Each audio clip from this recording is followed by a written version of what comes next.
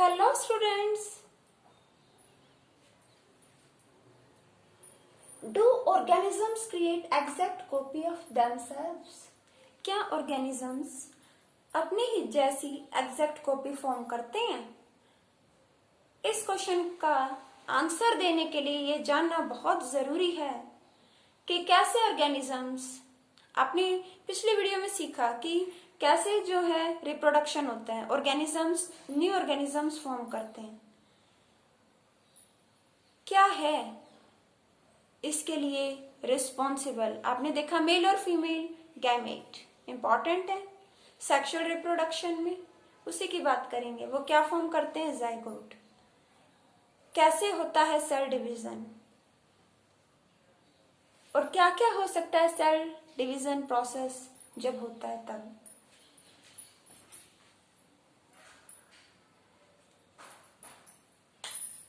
Living organisms, all living organisms are made up of cells.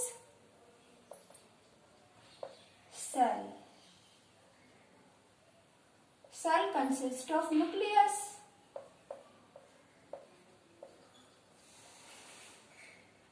and chromosomes are present in nucleus. You have studied in class 8. Chromosomes and ninth also. Nucleus में क्या है? Chromosomes. और chromosomes में क्या होता है? DNA. Chromosomes में क्या होता है? DNA material. ये क्या है? न्यूक्लियस। ये क्या है? न्यूक्लियोलस। और इसमें थ्रेड लाइक स्ट्रक्चर जो क्या है? क्रोमेटिन मटेरियल, जो क्या बन जाता है? क्रोमोसोम्स। ओके बेटा। और क्रोमोसोम्स में क्या है? क्रोमोसोम किससे बने हैं? Basically chromosomes are made up of, chromosomes किससे बने हैं? DNA plus protein. किससे बने हैं chromosomes? DNA and protein. Most important is DNA. क्या है ये? DNA. DNA DNA DNA stands for deoxy ribo nucleic acids. Deoxyribonucleic acids, ये क्या? एसिड्स। एसिड्स मींस कंपाउंड्स हैं, केमिकल्स हैं जो सेल के अंदर क्या होते हैं? प्रेजेंट, और जो बहुत ही इंपॉर्टेंट है। DNA plus protein. प्रोटीन तो है ही, क्या कर रहा है? फूड का काम कर रहा है। डीएनए क्या है? DNA DNA is also called genetic material. DNA क्या है? Genetic material. जेनेटिक मटेरियल क्यों कहा? कैसा मटेरियल? जेनेटिक। ये जेनेटिक क्या है? जेनेटिक मींस यहाँ बात हो रही जीन की। क्या है? जीन। अब ये जीन क्या होता है? जीन क्या है? Gene is functional segment of DNA. Gene is functional segment of DNA. DNA का functional segment, segment means piece, segment means piece. DNA का स्ट्रक्चर कैसा होता है? Structure of DNA. बात करते हैं डीएनए के स्ट्रक्चर की। Structure of DNA, deoxy ribonucleic acids. कुछ ऐसा स्ट्रक्चर होता है, हेलिकल स्ट्रक्चर। अब इसमें क्या है? कोडेड इंफॉर्मेशन है, कैरेक्टर्स हैं, क्वालिटीज हैं इसमें कोड की फॉर्म में। लाइक किसी एक को ले लो, ए टी जी सी। इसका कॉम्प्लीमेंट्री कोड क्या होता है? Complementary code. कोड कैसे होते हैं? कॉम्प्लीमेंट्री। ए का कॉम्प्लीमेंट्री टी का ए, जी का सी का जी। अब ये क्या है? A T G C, A T G C. Adenine, thymine, guanine, cytosine. ये क्या है? केमिकल्स हैं जो एक कोड में, एक पैटर्न में, ये कोड है। ए का कॉम्प्लीमेंट्री टी का ए, जी का सी का जी, ऐसे ही बाकी। तो ये क्या है, एक फंक्शनल सेगमेंट। ऐसे ये भी क्या है, segment. Segment, segment means piece, segment means piece. किसका किसका part, functional segment. Segment means piece और we can say part. Functional means function करता है, काम करता है, वर्किंग है। डीएनए का फंक्शनल पार्ट, ये भी फंक्शनल पार्ट है, ये भी फंक्शनल पार्ट है। जैसी कोडिंग ये है, थोड़ा वेरिएशन होकर यहाँ भी कोडिंग होगी। तो ये डीएनए के जो फंक्शनल सेगमेंट है, ये क्या है, gene. Gene is a functional segment of DNA. अब जीन के अंदर क्या है, कैरेक्टर्स। इसमें क्या कोड देख सकते हो, कोडेड इंफॉर्मेशन है। किसी भी लिविंग ऑर्गेनिज्म में क्या है, डीएनए। अब वो ऑर्गेनिज्म अपने टाइप का ऑर्गेनिज्म फॉर्म करेगा, तो उसका डीएनए ट्रांसफर होगा उसके बेबी में, प्रोजेनी में, ऑफस्प्रिंग में। प्रोजेनी, ऑफस्प्रिंग, ये एक ही चीज है, संतान। ओके, तो मैं बात कर रही थी डीएनए। डीएनए क्या है, जेनेटिक मटेरियल। जेनेटिक मटेरियल में क्या है, जीन। और जीन क्या है, functional segment of DNA. DNA का ही कोई भी फंक्शनल पार्ट आप ले लो। तो डीएनए में क्या है, मेनली बेसिक कैरेक्टर्स होते हैं। डीएनए में क्या होते हैं, बेसिक कैरेक्टर्स। क्वालिटीज, जैसे कि फादर की आईज ब्लू है, तो उनके प्रोजेनी, उनका जो प्रोजेनी होगा उसकी भी आईज क्या होंगी, ब्लू। तो ये बेसिक कैरेक्टर हो गया कि फादर की क्वालिटी किसमें आ गई, उनके प्रोजेनी में आ गई।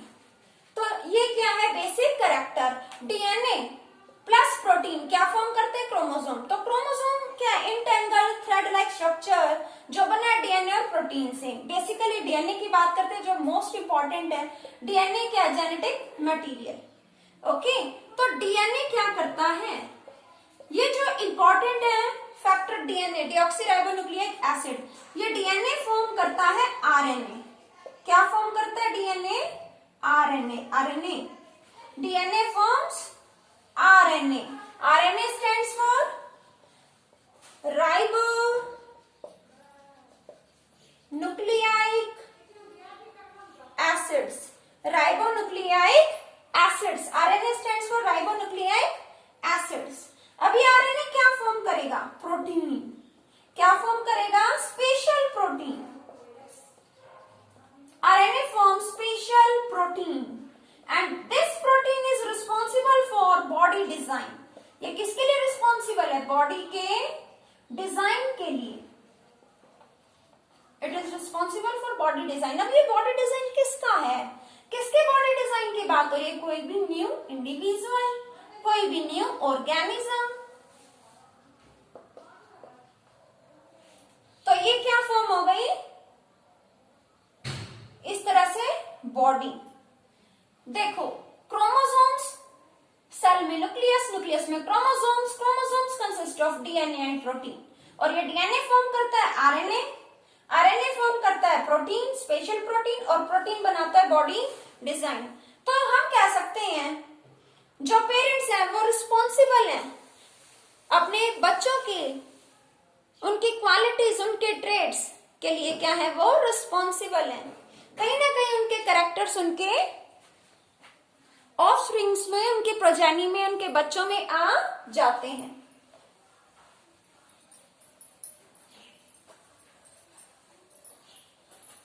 सेक्सुअल और असेक्सुअल रिप्रोडक्शन हमने लास्ट वीडियो में डिस्कस किया।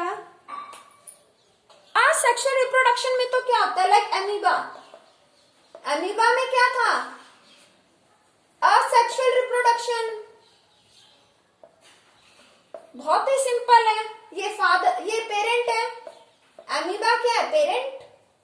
ये फर्स्ट जनरेशन है, इससे मान लो नेक्स्ट जनरेशन बनती है, तो इसका डीएनए क्या होगा, इसके ऑफस्प्रिंग में ट्रांसफर होगा, इससे नेक्स्ट जनरेशन आएगी। तो इनमें बहुत ही कम डिफरेंस मिलेंगे। लेकिन बात करते हैं हम अपने ह्यूमन बींग्स की।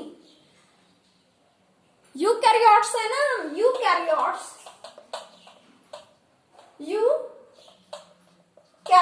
की बात करें तो ये सब यूकैरियोट्स का ही मैं आपको बता रही थी। सेल और सेल में इस तरह से ये मटेरियल होता है जो अपना काम करता है। ह्यूमन बींग्स में आपने पढ़ा मेल गैमेट,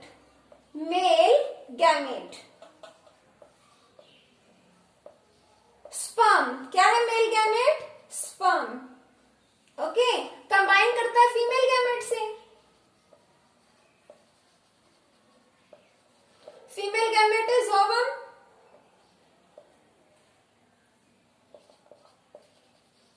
इन दोनों का रिजल्ट, फादर और मदर के गैमेट्स का रिजल्ट क्या है? जाइगोट, जो कि क्या है? एक सिंगल सेल। क्या है? Single cell. फादर और मदर का ही रिजल्ट होता है उनकी प्रोजेनी, उनका ऑफस्प्रिंग, उनकी संतान। तो male gamete, male reproductive cell, last video में आपने पढ़ा रिप्रोडक्शन। तो मेल और फीमेल गैमेट का जो रिजल्ट है दैट इज जाइगोट। अब जाइगोट एक सिंगल सेल है। तो आपने पढ़ा था कि एक सिंगल सेल डिवाइड होता है, कैसे डिवाइड होता है? वही मैं आपको बताती हूँ कि एक सिंगल सेल कैसे डिवाइड होता है। जाइगोट सिंगल सेल है, एक सेल है, कोई भी सेल ले लीजिए, डिवाइड होगा। तो सेल डिवीजन हम कह सकते हैं इसे cell division. Cell division means cell का डिवाइड होना, और इसके लिए बेसिकली 2 मेथड्स हैं, mitosis and meiosis.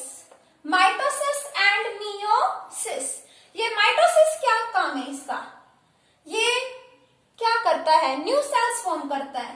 Mitosis process में क्या होगा? जनरेट, क्या पैदा करेगा? न्यू सेल्स, और न्यू सेल्स बनेंगे तो बॉडी की ग्रोथ होगी, डेवलपमेंट होगा। और मियोसिस का फंक्शन क्या है इस प्रोसेस का? ये 2 प्रोसेसेस हैं। सेल डिवीजन एक प्रोसेस है, cell division is a process. Cell division means division of cells, division means divide, division means divide, and cell division means division of cell. तो सेल का डिवीजन होगा, 2 process से हो सकता है, माइटोसिस एंड मियोसिस। माइटोसिस यानी new cells generate करना, and meiosis means यहां क्या होता है, इसका फंक्शन क्या है? जनरेट, और we can say produce gametes, gametes produce करना, गैमेट्स, और we can say reproductive cells, reproductive cells को प्रोड्यूस करना। ओके, जनरली हम अपने सेल्स को 2 पार्ट्स में डिवाइड कर सकते हैं, somatic cells and germ cells. Somatic cells and germ cells. Okay, जो सोमैटिक सेल्स और जर्म सेल्स ये क्या है? जो जर्म सेल्स हैं ये वो सेल्स हैं जो रिप्रोडक्शन में इन्वॉल्व हैं, इन्हें हम कह सकते हैं reproductive cells. Reproductive cells. Germ cells क्या है? Germ cells are reproductive cells. ये रिप्रोडक्शन में इन्वॉल्व होते हैं, और जो बाकी सेल्स बच गए, rest of the cells of the body, they are called somatic cells. वो रेस्ट ऑफ द सेल्स क्या है? Somatic cells. अब सेल डिवीजन कैसे होता है? कैसे होता है सेल डिवीजन? कोई भी एक सेल कंसिडर कीजिए,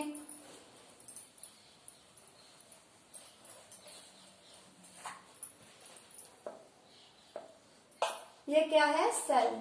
सेल में न्यूक्लियस। ओके, मेरे पास एक मैंगो प्लांट है, उस पर 2 मैंगोज हैं, ठीक है, और मैं 2 रखना चाहती हूँ, और मैं चाहती हूँ किसी और को भी 2 दूं, तो क्या करना पड़ेगा? उस प्लांट के ऊपर 2 और मैंगोज उगाने पड़ेंगे, है कि नहीं? अपने पास भी 2 रखने हैं, प्लांट पर भी 2 ही मैंगो है, तो क्या करना पड़ेगा? 2 मैंगोज को और ग्रो करवाना पड़ेगा। ठीक है, ऐसे ये सेल है। किसी भी सेल में नंबर ऑफ क्रोमोसोम्स क्या होंगे? Fixed. Number of chromosomes, number of chromosomes are fixed. किसी भी सेल में नंबर ऑफ क्रोमोसोम्स क्या होंगे? फिक्स्ड। ह्यूमन बींग्स की बात करें, ह्यूमंस में ह्यूमंस में नंबर ऑफ क्रोमोसोम्स कितने होते हैं? ह्यूमंस में नंबर ऑफ क्रोमोसोम्स होते हैं 46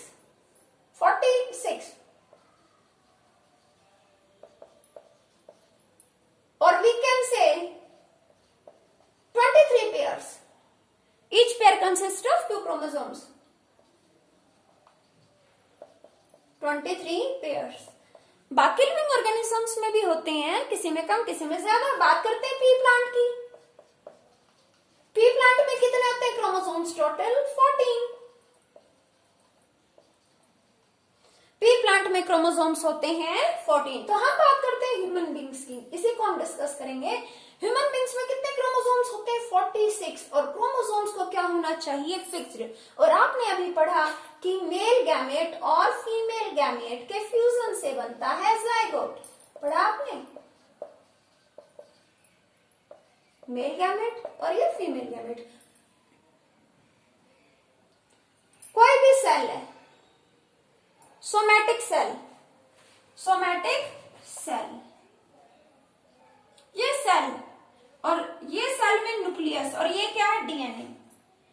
सेल में क्या है? न्यूक्लियस, और न्यूक्लियस में क्या है? ये डीएनए। क्रोमोसोम्स बोल सकते हो, क्रोमोसोम्स में क्या है? डीएनए। क्रोमोसोम्स के ये क्या शो कर रहे हैं? Double strand. ये थ्रेड स्ट्रक्चर क्या दिखा रहा है आपको? ये स्ट्रैंड किसका है? डीएनए का। ठीक है। अब इसके पास, इस सेल के पास है डीएनए और इसको बनाना है, इसको क्या कर रहे हैं? 2 सेल्स फॉर्म कर रहे हैं। अब 1 से 2 बनेंगे तो डीएनए मटेरियल को भी क्या करना पड़ेगा? डबल। डीएनए को क्या करना पड़ेगा? डबल। अब ये एक सिंगल सेल है, ये डीएनए मटेरियल को डबल कर ले,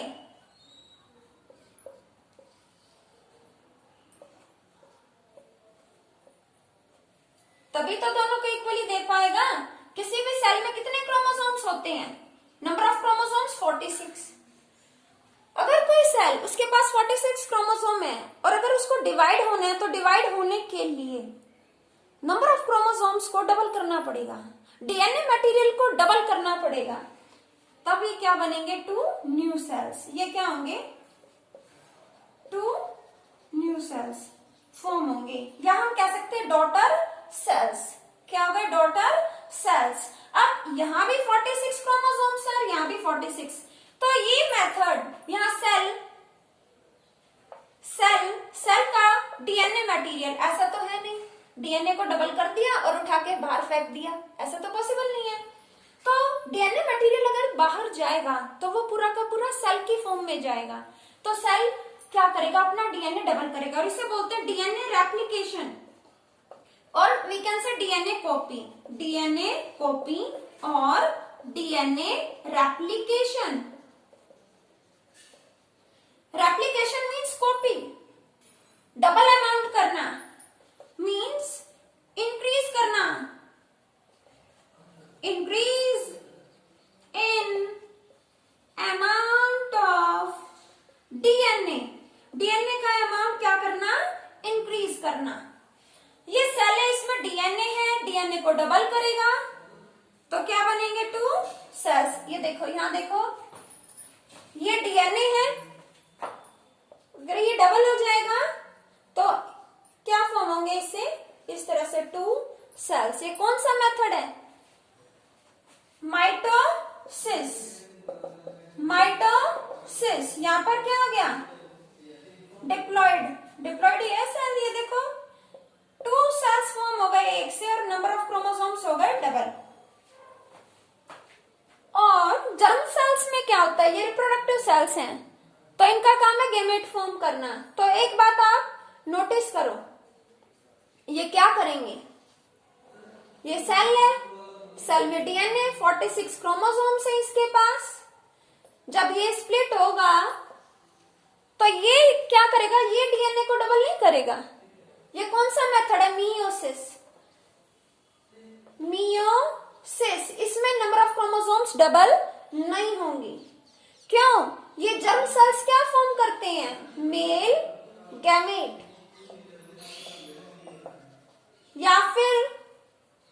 या तो मेल गैमेट फॉर्म करेंगे या फिर क्या फॉर्म करेंगे, फीमेल गैमेट।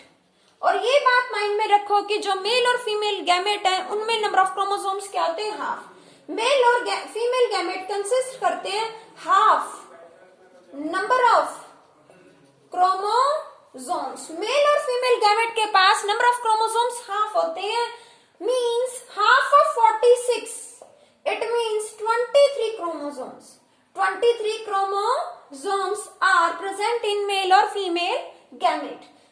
देखो मेल और फीमेल गैमेट से ही तो जाइगोट फॉर्म होगा, न्यू लाइफ फॉर्म होगी। और हमें क्रोमोसोम्स की क्वांटिटी क्या करनी पड़ती है, मेंटेन। कोई भी सेल है सर्वाइव करना है, क्रोमोसोम्स की क्वांटिटी को क्या करना पड़ेगा, मेंटेन, अदरवाइज वो सर्वाइव नहीं करेगा।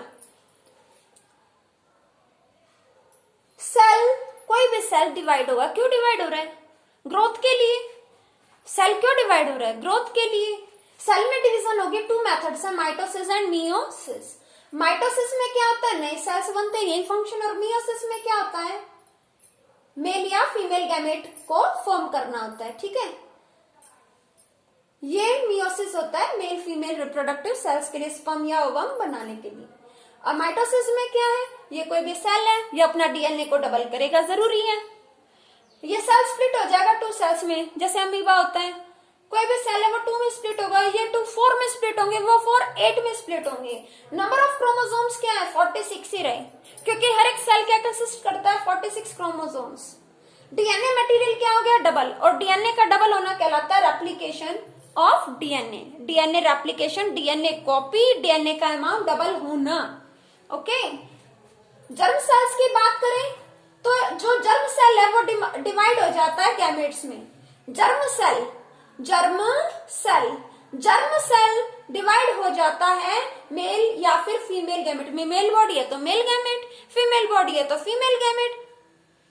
और उनमें नंबर ऑफ क्रोमोसोम्स क्या होंगे, हाफ। इसमें 46 है तो इसमें कितने होंगे, 23।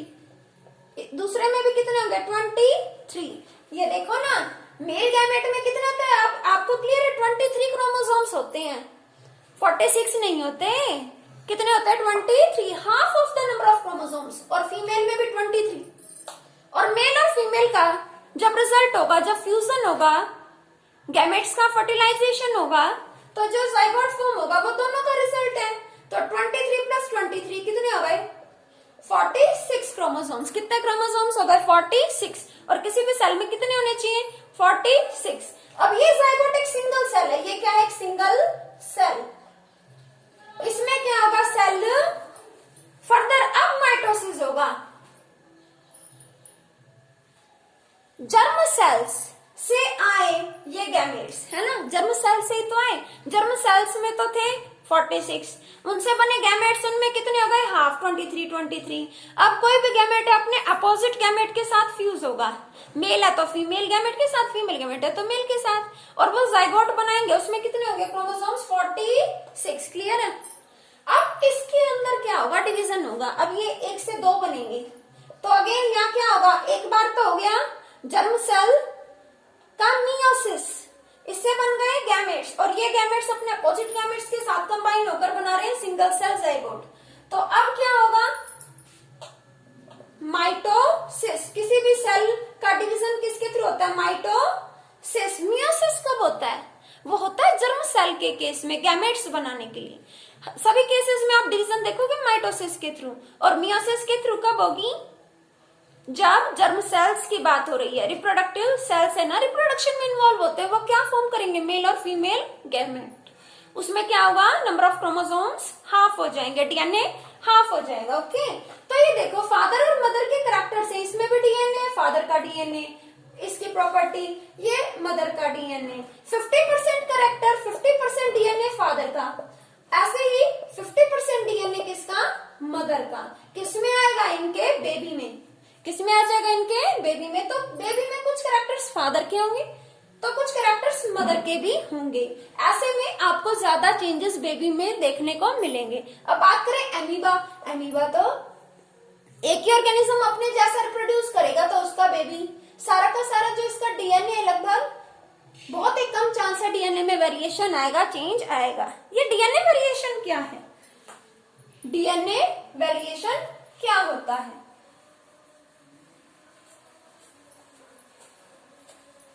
इंपॉर्टेंट है ये काफी। DNA variation, variation means change, variation means change. Variation क्या होता है? Variation means change in number of chromosomes और डीएनए कोडिंग। वेरिएशन का मतलब होता है चेंज। वेरिएशन क्या होता है? चेंज। और वेरिएशन दो चीजों की वजह से हो सकता है। वेरिएशन मींस चेंज, और ये किस वजह से हो सकता है? या तो नंबर ऑफ क्रोमोसोम्स में चेंज आ जाए, 46 ना होकर 47 हो जाए, 45 हो जाए, या फिर डीएनए की कोडिंग चेंज हो जाए। क्या चेंज हो जाए? डीएनए की कोडिंग। या फिर हो सकता है environment change. Environment important factor है ना एनवायरमेंट। ये क्या लेकर आएगी? ऑर्गेनिज्म के अंदर चेंज। क्या लाएगी? ऑर्गेनिज्म में चेंज लेकर आएगी। मतलब हमारे जो जनरेशन आने वाली उनमें वेरिएशंस आ जाते हैं, उनमें चेंजेस आ जाते हैं। किसकी वजह से? हो सकता है number of chromosomes. Number of chromosomes होते हैं 46। अगर ये क्या हो गए 46 ना होकर 47 हो गए या 45 हो गए तो क्या आ गया? वेरिएशन।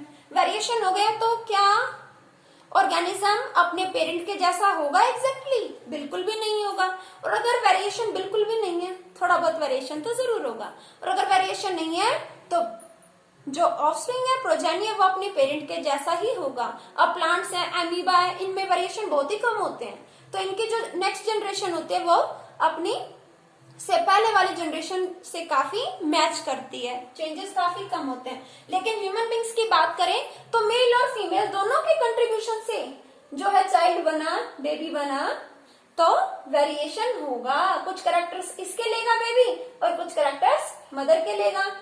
तो क्या हो गया यहाँ पर? वेरिएशन के चांसेस सेक्सुअल रिप्रोडक्शन में, मल्टी सेलुलर ऑर्गेनिजम्स में सेक्सुअल रिप्रोडक्शन में वेरिएशन के चांसेस ज्यादा होते हैं। तो वेरिएशन क्या है? चेंज। किसकी वजह से आ सकता है? Number of chromosomes. First increase या decrease in number of chromosomes, और second DNA coding, change in DNA coding. DNA coding change हो जाए, जैसे मैंने आपको बताया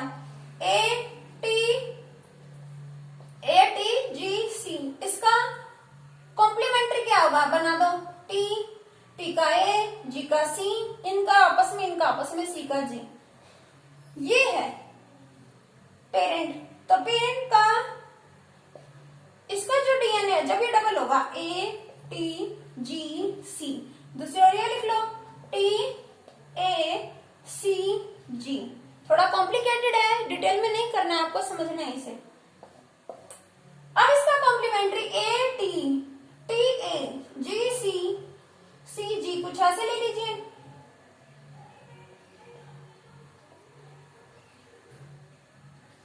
अब यहां मान लो कुछ कॉन्ट्रास्ट हो गया, G आ गया, तो एक के साथ G नहीं होता, ये क्या हो गया? कॉन्ट्रास्ट हो गया ना, ये अपोजिट हो गया, कॉन्ट्रास्ट। ये हो गया कोडिंग में variation. Variation in DNA coding. DNA coding में क्या हो गया? ये वेरिएशन। डीएनए कोडिंग में क्या हुआ? वेरिएशन हो गया। ये देखो ए के साथ तो टी आना था और आ गया जी, तो ये क्या हो गया? Variation in DNA coding. तो डीएनए कोडिंग में वेरिएशन हो, या नंबर ऑफ क्रोमोसोम्स कम या ज्यादा हो जाए, या फिर इन्वायरमेंट क्या लाती है? वेरिएशन। और कई बार वेरिएशन अच्छे भी होते हैं तो कई बार वेरिएशन अच्छे नहीं होते, लेकिन चांसेस होते हैं कि वेरिएशंस अच्छे ही होते हैं। बात करते हैं कैमल की या फिर पोलर बियर की। ये ऑर्गेनिजम्स अपने हैबिटेट में क्या करते हैं? सर्वाइव। क्या करते हैं? सर्वाइव। क्लियर हो गया होगा कि ऑर्गेनिजम्स जो है एग्जैक्ट कॉपी क्रिएट करते हैं।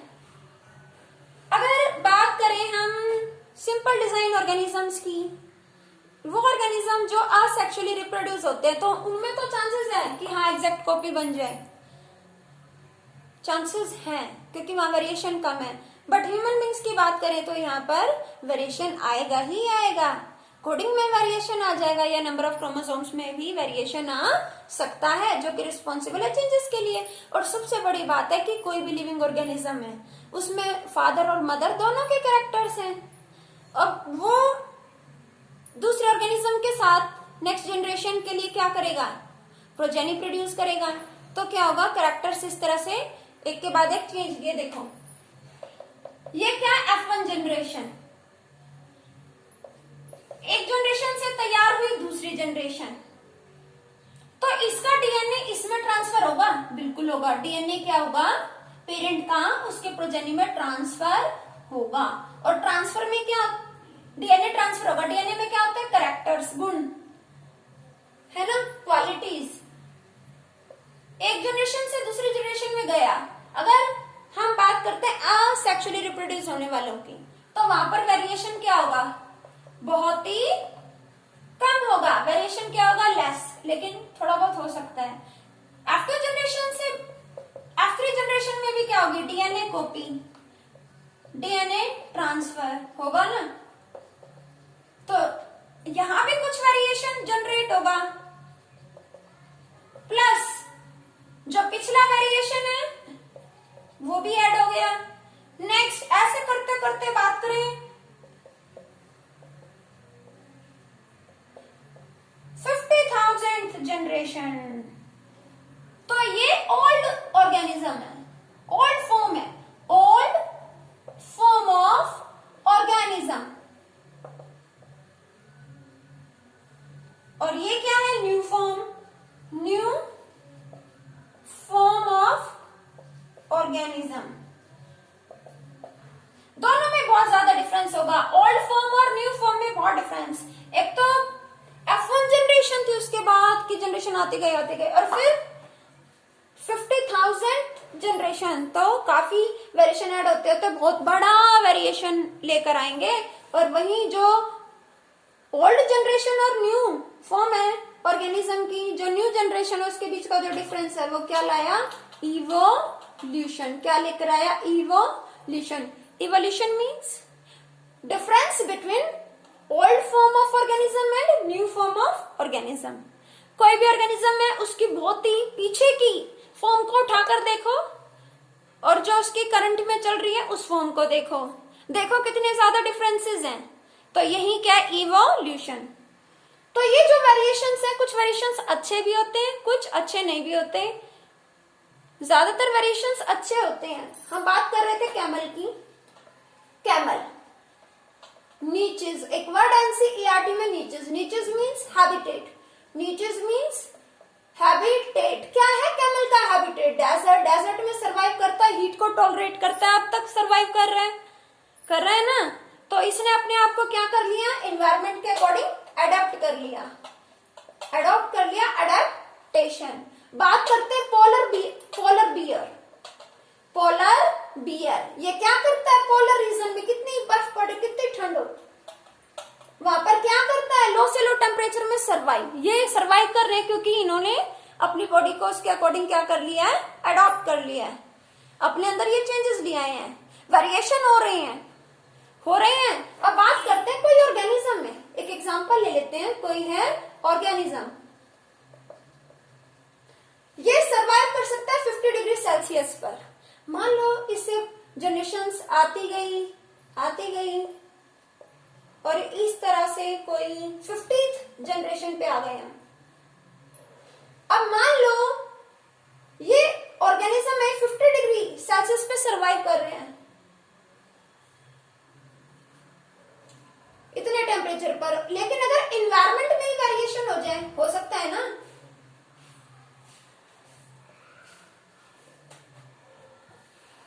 एनवायरमेंट में वेरिएशन हो जाए, टेम्परेचर बढ़ जाए एनवायरमेंट का 70 डिग्री सेल्सियस, तो ये बताओ क्या ये ओल्ड फॉर्म, ये जो ओल्ड फॉर्म है ऑर्गेनिज्म की, क्या ये सरवाइव करते ही नहीं, ये तो फिनिश हो जाती।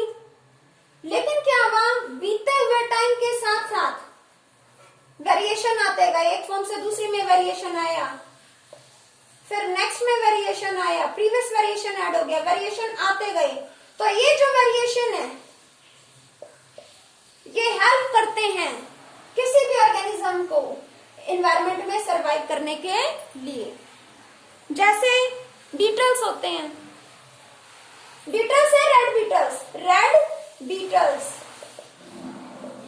Red Beatles. मान लो इनमें वेरिएशन हो गया किसी वजह से और कुछ बीटल बन गए ग्रीन, तो ग्रीन को बेनिफिट है कि नहीं? लीफ, ग्रीन लीफ होते, लीफ कैसी होती है?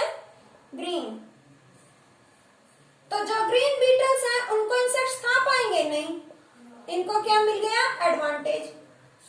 तो इसका मतलब वेरिएशन क्या है? काफी यूजफुल है। आप कैमल की बात करो, पोलर बियर की बात करो, अब मैंने कहा कोई ऑर्गेनिज्म है वो 50 डिग्री सेल्सियस पे सरवाइव कर रहा है, बट अगर बहुत ज्यादा टेम्परेचर हो जाए वो टॉलरेट नहीं कर पाएंगे तो उनका जीना मुश्किल हो जाएगा। लेकिन हो सकता है उन्हें बहुत डिफिकल्टी हो रही है, लेकिन आने वाले टाइम में उनसे ऐसी जनरेशन आ जाए जो कि ज्यादा हीट को सहन कर सके, तो वेरिएशन वहां पर अच्छा है। अब हम किससे आए? एसिस से। किससे आए? एसिस से आए। या फिर हम कह सकते हैं होमो सैपियंस, उनसे आए चिंपैंजीज और ह्यूमन बींग्स। तो ओल्ड फॉर्म को उठाकर देख लो अपनी, इंसान पहले आदि मानव था और आज क्या है? तो ये वेरिएशन जो हमारे अंदर आए हैं ये हमें सरवाइव करने में कितनी हेल्प कर रहे हैं। तो वेरिएशंस काफी यूजफुल हैं। I hope is it clear to you.